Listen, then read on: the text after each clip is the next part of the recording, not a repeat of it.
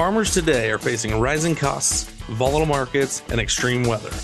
The Better Way to Farm podcast digs into strategies to help you take control of farm inputs and maximize profit so your farm can thrive for generations. Remember to take advantage of our free resources at abetterwaytofarm.com. Now, from America's Heartland, here's your host. Hey guys, we are super excited to have you in here. This episode of the podcast is going to be fantastic. One of the big places to save money in today's world, to make money, is to manage that nitrogen program intensely. And today we're going to take a look at that. Rod here at A Better Way to Farm, where we increase yields and improve profits. And guys, I feel very honored today because I have my mentor and my really good friend who's going to share some great ideas with us to make some more money. Denny, thank you for taking part today.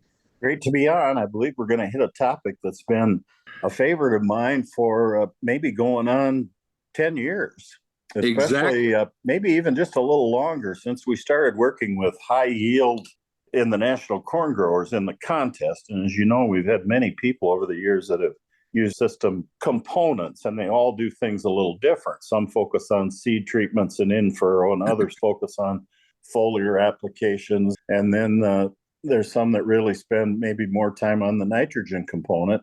So we thought we'd focus on just that nitrogen component a little bit today. And it's not just with corn, any crop that has high demand for nitrogen, but of course our greatest experiences in grasses, corn being the number one, followed by the crops like wheat and so on. And we've learned some interesting things. So I'll just kind of let you lead along here and we'll chat away. You betcha. Well, let's dive in here, Denny. You know, one of the things that we look at, we still see people who are out here saying we need 1.2 pounds of nitrogen to grow a bushel of corn. I ran across somebody the other day that said to get a bushel of wheat, we need 1.5. We have a lot of people, Denny, who are doing way better than that. And quite honestly, in my estimation, it would appear to me that we have guys using so much nitrogen that oftentimes the nitrogen is what's actually cutting their yield. So that being said, just dive off in here and tell us what we can do. How do we better manage that nitrogen? How do we get those usage rates down and still maintain those top yields that we have to have in today's environment? We have spent a lot of time on, I think part of the discussion that surrounds X amount of nitrogen required to produce a bushel of this or that, really what they're talking about is we got to have this because we're expecting maximum nitrogen losses to occur. Right. So if we can reduce nitrogen loss, increase our nitrogen use efficiency, which also increases our water use efficiency, the amount of water that we have to work with, the two are very closely related. Perfect time for a highway roller vehicle that they use to compact to pull up about 100 feet from your residence. Perfect. So nitrogen efficiency and water use efficiency are real critical. We should build a nitrogen plan that focuses on the last pound we remove turning into yield, no matter what crop it is. I mean, my mentor, we've all had some mentors over the years. My mentor on nitrogen was none other than Dr. Alfred Blackmer, or Dr. A.M. Blackmer, Fred Blackmer, at Iowa State University. And Fred really wrote the book on this. And he was talking a lot in the early days about people putting too much nitrogen on. And his mandate was basically to figure out what the ideal rate is. And through studies in all 99 counties in Iowa, you can't do a lot more than that, right? All 99 counties he had research in eventually. Something like 30,000 individual studies. Irrefutable stuff. And so he focused a lot on timing, not so much on product selection. He kind of stayed away from that discussion, you know, the UAN versus urea versus anhydrous type of thing. He steered away from that as much as he could. People would always try to pin him down a little bit and get him to weigh in on one source or the other. But basically, he said all of these nitrogen sources are going to undergo through a process called nitrification, the conversion of ammonium N, which is in chemistry is known as NH4 with a positive charge on it.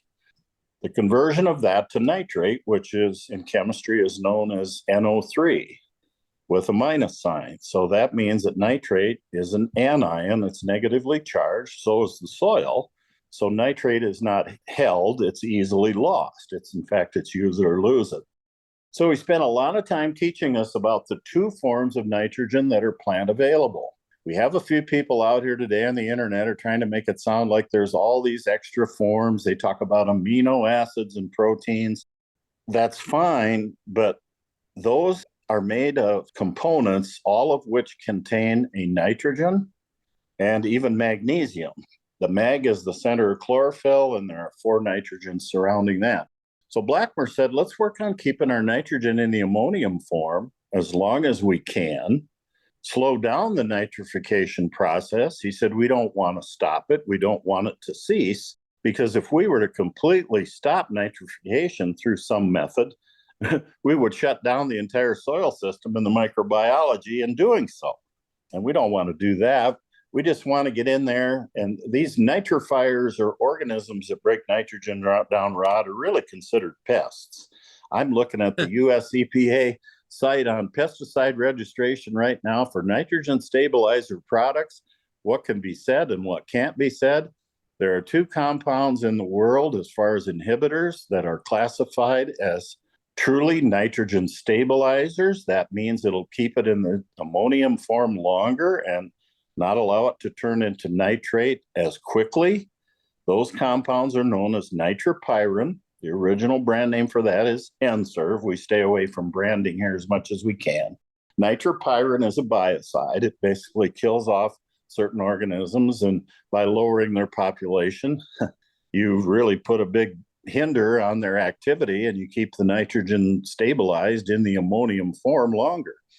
The other recognized compound worldwide, which we have a lot of personal experience with, is dicyandiamide, or DCD, and there are quite a few products out there under that umbrella today. Many of them are quite dilute, but that's also recognized, and it works by interfering with the bacteria too, only it doesn't kill them. It's an enzyme blocker. So we also need to discuss thiosulfates like ammonium thiosulfate, 120026, or even potassium thiosulfate. Thiosulfate ions have mild inhibition capabilities.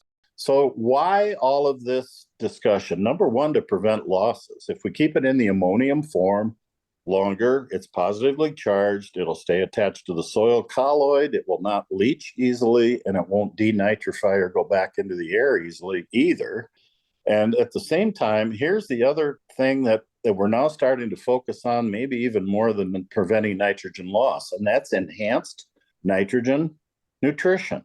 When nitrate goes into the wheat plant, and we're going to be in North Dakota talking about that in July, or when it goes into the corn plant in the nitrate form, yes, you get a boost in growth and so on, but the plant has to convert that nitrate back to ammonium before it turns into the amino acids and the proteins. And that takes energy. And what is energy? Phosphates and sugars. You know, we hear a lot of talk about phosphorus. We'll be discussing that up there too, and hopefully putting an end to some of the myths that surround some of these things. I mean, we're not going to get into any arguments or long discussions, but too lengthy. We're going to present facts, and we're going to use solid researchers like Blackmer to back up what we say. We're merely the messenger after all. Those guys did a lot of the research, and we want to be sure their story is told for a long, long time, because they were working with facts, and facts beat opinions. So enhancing nitrogen nutrition, in addition to preventing losses, is what I wanted to talk about a little bit today. Excellent. I want to hitchhike on something you said there, because I keep in the marketplace, I keep hearing people say, well, we're going to put ATS with our nitrogen, and that is an inhibitor. And I think the key word you said there was, it is a mild inhibitor, a very mild inhibitor. We like ATS not, and I think sometimes, Denny, tell me if you think I'm wrong. I think we use ATS, we get a yield increase, and we go, oh, that was a great inhibitor. No, actually, what happened was we were so screwed up on our sulfur levels that using the 120026 got us a yield increase because we needed the sulfur. Has a lot more to do with it than what it does to protect the nitrogen. Do you agree with that? That is generally the case, but let's not discount the fact that it does have some mild inhibition capability. Now, having said that, what we learned is back to DCD, When you combine DCD and thiosulfate, you get a synergistic benefit. In other words, how do we describe synergy? 1 + 1 = 2.5. Here in Minnesota, we call that Norwegian math. Excellent. I like that plan. So the ideal thing then would be to use the 120026 and in addition, use the DCD at the recommended rate to get the best response that you're going to be able to get. Yes, and historically, we've done this to prevent nitrogen losses, and we will accomplish that. We'll prevent nitrogen loss, and that alone may allow us to effectively reduce our nitrogen rate somewhat and get down to a lower number in terms of pounds of actual and required to produce a bushel of wheat or a bushel of corn. I'll tell you where we got started with this. A corn yield champ by the name of Francis Childs in the state of Iowa. Francis went off label a little bit with a DCD product that we were working with. And we were saying apply it no later than V8. And Francis went out there V10, V12, possibly even a little later. Who knows what all he did. He did kind of what he wanted to do. And he introduced us to a little concept called BFR, which is known as today as back 40 research. And we kid about that a little bit, but Francis was showing 8 bushel yield responses with very late applications of the inhibitor. And it probably was due to the fact that he was conserving a little bit of plant energy. The plant didn't have to spend any energy converting the nitrate back to the ammonium inside the tissue. It was already going into the plant in the ammonium form, picking up a little yield boost. I wouldn't tell every grower that you would see that result at average yields, but for those who are working in the high yield arena, that's a concept that they should try. Some later in-season use. They could put that on with probably ideally with a wide drop type application through high clearance equipment because they're going to do minimal damage with that and not prune any roots like you would with a coulter. Early applications, we've got success with coulter, early wide drop, all kinds of different options. You know, Denny, you and I have been doing this a long time. We've been running on the roads together for over 30 years. It's been great. I've enjoyed it all, and we've learned a lot. But one of the things here that I still have to continue to work with, you know, even 10 years ago, 15 years ago, when someone came to us and they were gunning for a 285 or a 300 yield bushel in a test plot, that was high yield. And today we have guys who are trying to figure out how to get farm averages at 285. We have guys that are doing it, guys who are looking at 300 bushel farm averages. And so I say that to say, I believe strong in testing on each farm. And I think all these growers that are in that 280 and up yield environment are probably some people who should at least consider doing some testing with that DCD product late with a low dose of nitrogen, because I believe that we have a bunch of the American agriculture people who are actually in what we consider that high yield environment all the time. And so, just one more thing to focus on to try to get that little extra out of that plant. We're doing some things with different chemistry on late foliar nitrogen with the compound that we put together with fungicide products at stages like flag leaf on wheat or VT on corn. And we continue to talk about that. Now, we're not trying to replace 30, 40, 50 pounds of actual N with a couple gallons of foliar material, but we are putting highly plant recoverable nitrogen sources there with a crop protection product like a fungicide and giving that plant a little extra energy late at a time when putting on commercial nitrogen fertilizers be pretty much impractical. Correct. No way to apply it. And we're seeing significant yield increases doing that, as you well know, late in that wheat life, late in that corn life, R2 typically in corn. And well, no later than R2. I like the window of VT to R2, true tassel emergence. And people really need to go back to open up the book on crop staging.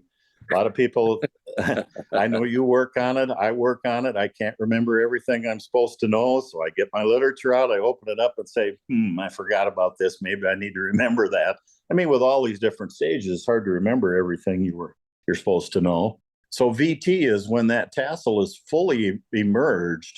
I like the Iowa State University definitions for crop staging. Those are the ones we've used. They kind of wrote the book on it. There are a few different variations, but if you stay with that, you're in pretty safe territory. You get into either the FEEKS, FEEKES, or ZADOX staging systems for wheat and so on. You get into the cereals, understand exactly when key things are happening, and then we can be ready to push the button. And if the weather's cooperating and if market prospects look good, in other words, it's worth investing a little more, then we're ready to pull the trigger on some of these things. And we always have the option on in season if the growing season has treated us badly, Rod, or markets just collapse and we don't want to spend anymore. It's either go or no go. That's what I like about the in-season options versus trying to front load everything where you commit all your capital up front and throw your chips on the table and say, I hope the dice turn up the way I'd like them to turn. Yeah, that's one of the things I equate it to playing cards. It's kind of a bad deal to push your whole pot to the middle of the table and go all in before they ever deal. And that's basically what agriculture does with a blow and go in the fall. We put on the whatever anhydrous, we put on the DAP and the potash, and we put it all out there and we're done. And if a guy goes with a different method and he row applies some in the spring and then he comes in and puts in some nitrogen and then he can come back and side dress based on what his yield potential is. And then we can tissue test and say, hey, we still got the makings of a good crop. We can keep betting as we see more good cards. But sometimes we just got to fold. Sometimes the cards aren't there, the year isn't there, or whatever. And I love what you're talking about here, Denny, is giving people that option to play smart money. Exactly right. The last few dollars we spend with the very same thing we used to talk about, concepts that are agronomically sound, that are relatively easy to do, that fit our budget, and they have big payback potential. I like those 4 criteria. Yeah, me too. This day and this market, with the interest rates where they are, we've got to be smart and judicious with what we're doing with our money. And so that's the deal. Denny, I want to go back to something you mentioned because this is so important. I mean, right now, across most of the Corn Belt, we've got adequate moisture, even fighting some of the guys down in central Illinois. They're fighting too much. They haven't even got everything planted yet. I feel bad for those guys. But typically we have a drought and a flood throughout the growing season. That's kind of normal for every farmer, I think. And when we get into that dry time, that hot time, talk to us about how nitrogen nutrition being well managed improves water use efficiency. I want to hit that again. Well, it basically just makes sure that the plant is as succulent as it can be with good reserves that are stored in the tissues. And if needed, it can draw on those during stress times. This is exactly the reason why the day we plant, we have 100% yield potential, or when the seed is still in the bag. And then we go through this attainable thing where the vagaries of the growing season have come at us, the dry spells or the too wet or an attack of insect or you name it, all kinds of different things that come our way. And then at the end, we have what's called reality therapy, what's coming through the combine into the tank. That's the day of reckoning. So what I would answer this basically is prevention of yield loss. Not trying to always increase, but to prevent the amount of loss that may occur. Our goal is to produce sugars and then keep them from burning away so that they're there for the reason we did all this in the first place, called yield. It's interesting, Dee. You and I have been talking for years about better water utilization, luxury consumption, avoiding luxury consumption of water as it's seeking for nutrients, doing the right kind of nutrients so that it doesn't dry out the soil or dry out the plant. And just this weekend, I was looking, I don't do a lot of social media consumption, but I saw 2 different people who have picked up on what you and I have been saying for 20 years and talking about the fact that you can make that crop handle dry, hot weather better if you manage your nutrition properly. And I think that's one of the things here. If we have the right amount of nitrogen, we can really improve that. Let's talk about this, Denny. What happens when we use too much? Because we've always subscribed to the theory in ag, if an ounce is good, a pound would have to be better. The only thing better than 200 pounds of nitrogen is 350 pounds of nitrogen. Well, let's talk about what you've seen that overuse of nitrogen do. Blackmer's the one that taught us this. He would stand right up and say, I'm going to present data today that shows that many of you are over applying nitrogen, and I invite you to challenge my research. And I didn't hear anybody ever do it, and they were wise not to do it because he had the facts to back it up. I mean, too much of anything is at the expense of something else. How do you fill the pipeline fuller than full? I mean, the industry talks about we're going to balance your soil. That sounds good, but I've never seen a perfectly balanced soil test, and I've been doing this for a while. I've seen many that are actually maybe more imbalanced by some of the things people are trying to do. But balanced nutrition in the tissue, now that's a different discussion, where we've got the right amount of N in relationship to the sulfur, where we've got the right amount of phosphorus in relation to the zinc, where we've got the right amount of iron in relationship to the manganese, some of the things you talk about on some of your other discussions. That's where the balance needs to be looked at. And we can now measure that, and then we can take a look at the ratios.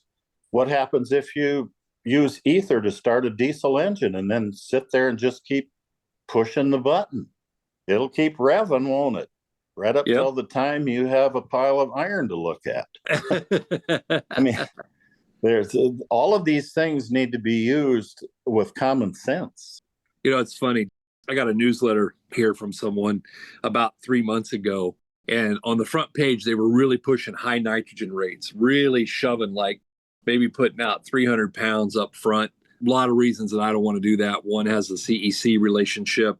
Two, we just don't need that much nitrogen. Three, I believe you can actually cut your yield with that. But when I went to page 3 of the same newsletter, the thing that they said was, when you apply a lot of nitrogen, what you need to consider then is you better be putting on a lot of extra potassium because of that relationship. And I thought, this is really rich. We're going to oversell nitrogen. And because we oversold nitrogen, now we have to overapply potassium. This is just a gateway to how we sell you a lot of stuff. And then all of a sudden we start looking at, okay, now what about the relationship with the phosphorus? What about and thereby the zinc? And all of a sudden, man, we have created a monstrous need for a lot of nutrients. Well, and the other thing to look at then is 3 nutrients that we typically do not measure on the plant tissue analysis. And what are they? Carbon, hydrogen, and oxygen. So if I put too much mineral in the tissue and overdo that, it's at the expense of the non-mineral. The non-mineral components, carbon, hydrogen, and oxygen, are what make glucose or sugar. And so if you push carbon, hydrogen, and oxygen out of the tissue because you moved the needle and loaded it up with all these mineral things that everybody wants to sell, and trust me, they're out there trying to sell them. We know that. We talk more people out of things than we try to talk them in, I think, sometimes. And that's good, just backing up with common sense. Pioneer Corteva did an interesting study with several hundred of their growers, and they were measuring the sum of the nutrients, where they were adding up the nitrogen and the phosphorus and all the essential ones that we measure on a tissue report. And there's like 14 of those, and then there's the 3 non-mineral, carbon, hydrogen, and oxygen. They didn't really focus on those. But they found that there is kind of a maximum, even in soybean and certainly in corn, kind of a happy range where if these minerals are adequate, putting on a lot more of those doesn't necessarily take you any higher in yield. That's the interesting part of that. Now, to be sure, we want high levels of all of them. We don't want to mess around in the low or deficient ranges at any time, because that we know right up front that's like poor nutrition in livestock or even for ourselves. We're hurting ourselves. And so we don't want to be deficient or low, but we don't want too much either. You've heard me say there's a real lesson to be learned from putting less on instead of just being a moron and putting more on. Conserving what you do apply too, keeping it protected from loss. One more thing on the nitrate and ammonium. There was a study done at Purdue many, many years ago that showed that if you could keep a 50% ratio of ammonium and nitrate, 50-50, they didn't want 100% nitrate, they didn't want 100% ammonium either, but it's kind of a 50-50 ratio. And there's been studies done in wheat. In fact, I'll throw a slide on the screen in July up in North Dakota on wheat. Showed the very same thing. Having some kind of a ratio equality between the two forms, conserved plant energy resulted in healthier plants, less lodging, higher protein, more yield. The Purdue study was done on corn, and it jumps right off the page. Now, they used an inhibitor to do that, and inhibitors will help with that, along with timing and maybe lab work, some blood work to see what it is we need in the first place. Absolutely. Absolutely. Well, Denny, we've taken up a lot of your time, and we're never going to get this deal completely covered here. We encourage our followers to meet us at the next Fundamentals of Agronomy, where we spend 2 days just studying things like this. For those of you who are doing small grains, we really want to encourage you to come to Minot. We're going to be in Minot on the 10th day of July. We are super excited about that, and it's going to be a fantastic meeting. You're going to get a chance to meet Denny, which I'm super excited about always. And I just want to share that with everyone, that this is a great opportunity.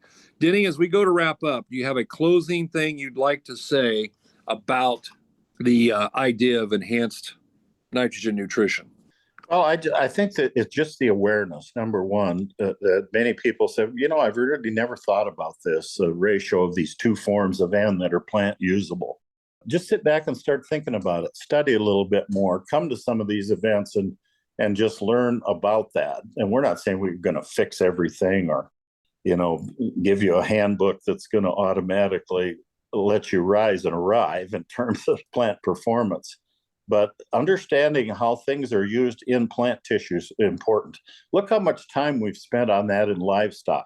Whether I've got cattle in the feedlot, am I paying attention to their ration and what I'm doing? If I'm a top dairy, am I using specific TMRs or balanced rations, even down to each individual cow in these high-producing dairies today? Yep. Under the watchful eye of a nutritionist? Absolutely. So, we can do a few things like that in our crops as well, but it takes more than just, we got to get away from a pound is a pound the world around, and all I need to do is throw a lot of stuff out there and good things will happen. That may be the case. God bless you if you do that and you get great results. But we think fine tuning is what the future looks like, and that's the direction we're going to keep going.